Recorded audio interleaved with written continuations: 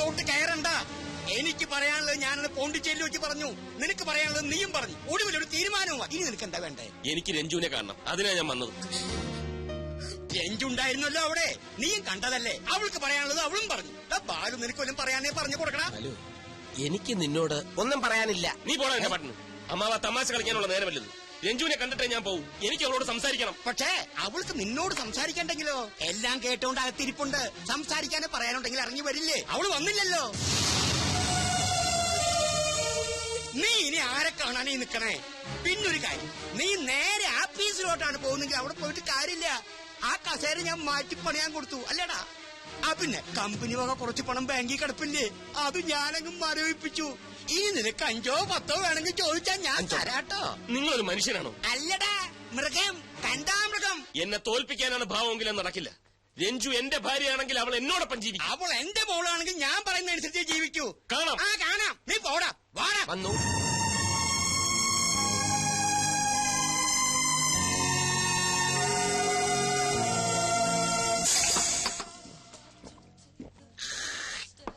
അടിതെറ്റി ആനയും വീഴുന്നു ഞാൻ കേട്ടിട്ടുണ്ട്. പക്ഷെ മതയാനെ പോലെ മതിച്ചടക്കുന്ന മനുഷ്യർ വീഴുന്നു ഞാൻ സ്വപ്നത്തിൽ പോലും വിചാരിച്ചില്ല.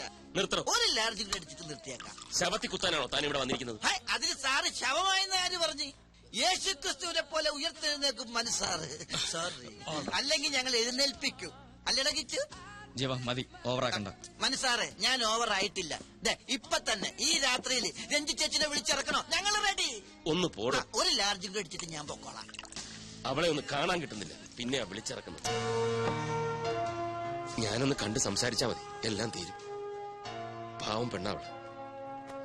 എനിക്കറിയാം എന്നെ വെറുക്കാനൊന്നും പറ്റില്ല അവക്ക്. ഇനി അതൊന്നും പറഞ്ഞിട്ട് കാര്യമില്ല. സാറിന്റെ അമ്മാവനാണല്ലോ ഇപ്പൊ അടഞ്ഞു നിൽക്കുന്നത്. അങ്ങേരെ പാട്ടിലാക്കാനുള്ള വഴിയാണ് ഇനി ആലോചിക്കേണ്ടത്. മനുസാറിനെ കുറിച്ചുള്ള എല്ലാ തെറ്റിദ്ധാരണകളും മാറി അങ്ങേരെ തന്നെ പെണ്ണിനെ കയ്യിലേക്ക് പിടിച്ചിടാനുള്ള വകുപ്പുണ്ടാക്കണം. പക്ഷെ എങ്ങനെ? അത് ആലോചിക്കാമല്ലോ. രണ്ടിലാർജിങ്ങ നിങ്ങൾ ഇരുന്ന് ആലോചിക്കില്ല. അല്ല കിച്ചു, മതി. 2 കഴിഞ്ഞാൽ നിർത്തി. പണച്ചാക്കുകൾ മാത്രം വരുന്ന ബാർ ഹോട്ടലാണിത്. അടിച്ച് പൂക്കൂറ്റിയായിട്ട് വരുന്നവന്റെ കയ്യിൽ പൂത്ത പണം കാണും. ഒറ്റയ്ക്ക് വരുന്നവരെ ഈ തോക്കിന്റെ മുറയിൽ നിർത്തി കയ്യിലുള്ളത് തൂത്ത് വാരിയെടുക്കാം.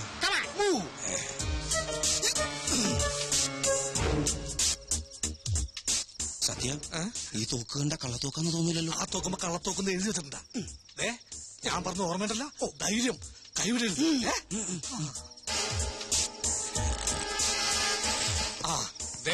ഒരുത്തം വന്നുണ്ട്.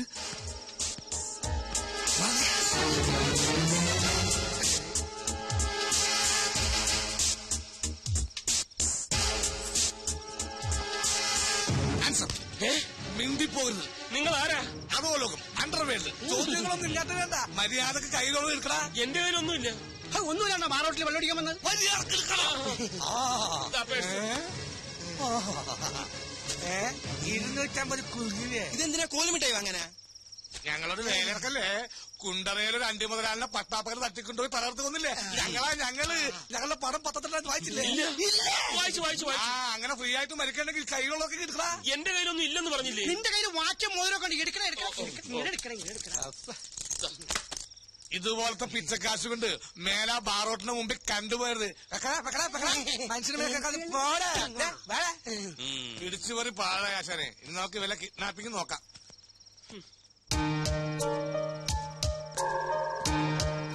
ഹലോ, ഒന്ന് നിന്നേ. സംഗതി സക്സസ് ആയാൽ പറഞ്ഞ തുക അമ്പതിനായിരം ഉടനെ കയ്യിൽ തരും.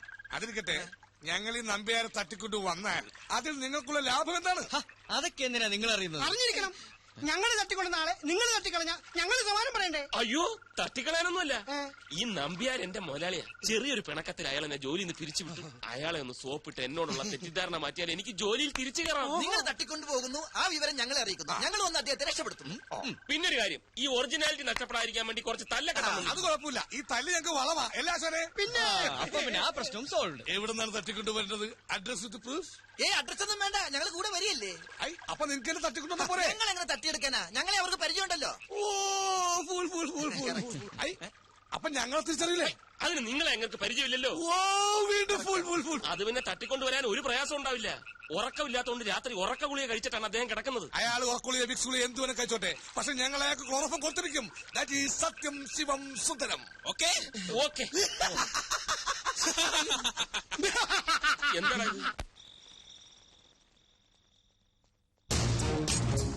ഇത് തന്നെ വീട്. അതെ. ഇനി നേരെ പിറകിലേക്ക് പോവാം. രണ്ടാമത്തെ നിലയിലെ പുറകിലത്തെ വാതിലിന് ഒരു കൊളുത്തുള്ളതല്ലേ പറഞ്ഞിരിക്കുന്നു. അതിലേ വേണം അകത്തേക്ക് കയറാൻ. Come on.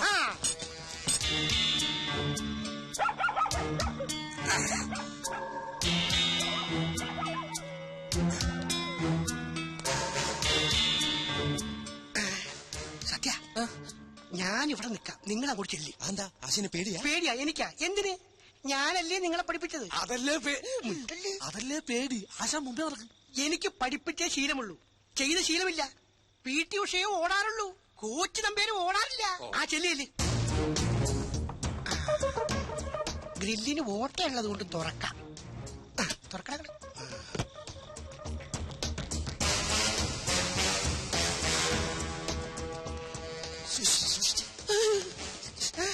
Be careful, be careful എന്ന് മുൻചാട്ടിട്ടാ.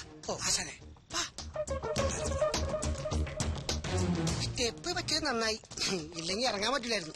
എടാ നോക്കി പോണേ പോണേ.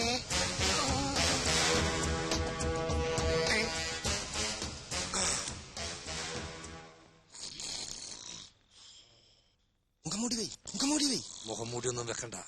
കൂർക്കം വലിക്കുന്നത് കേട്ടില്ലേ? ഉറക്കുള്ളി വെച്ച് കിടക്കല്ലേ. പൊക്കാം. ഇയാളെ പൊക്കുന്നതിന് മുമ്പ് ഇതിനകത്തുള്ള വിലപിടിപ്പുള്ള സാധനങ്ങൾ അടിച്ചു മാറ്റാം. അത് ബുദ്ധി.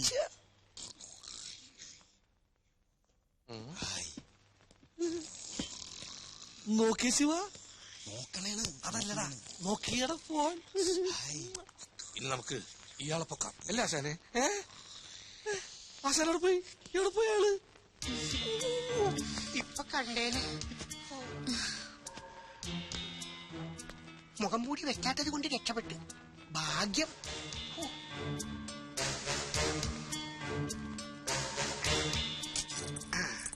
നല്ല വാച്ച്, തുടക്കം പിഴക്കില്ല.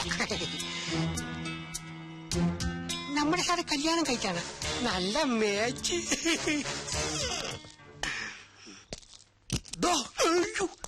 നീയായിരുന്ന അയാളെ പൊക്കാൻ വന്നിട്ട് ആശാനോടെ പോയി കിടക്കരുത്.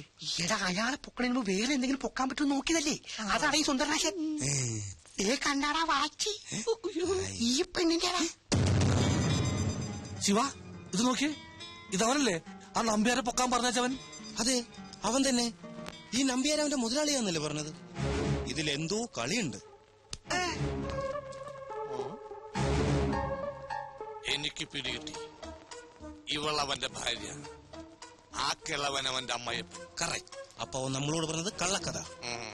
എന്തോ നമുക്ക് ഈ കളിയൊന്നും മാറ്റി കളിച്ചാൽ. എന്തിന്?